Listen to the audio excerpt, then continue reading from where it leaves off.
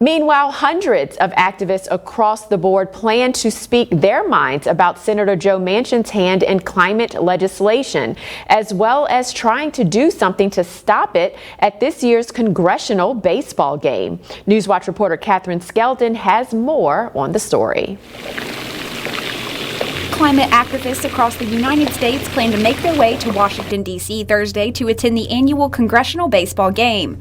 Not only will they be attending the game, but they plan to lead peaceful acts of civil disobedience to show opposition to climate legislation. It's a response to Senator Joe Manchin and his Republican allies impeding the historical federal legislation. There was the Build Back Better plan that had $550 billion allocated to climate change.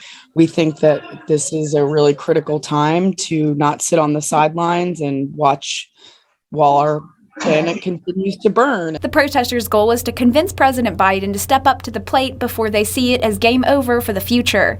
They want the president and his Democratic colleagues to declare a climate emergency, use their authority to get climate investments passed in Congress, and immediately put a stop to fossil fuel projects that are affecting not only the environment but low-income communities.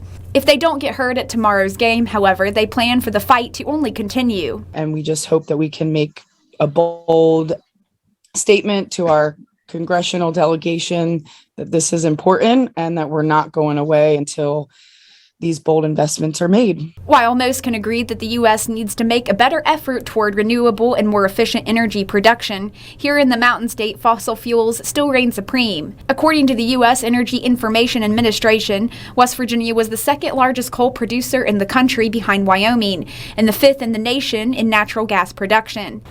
KATHERINE SKELDON, NewsWatch.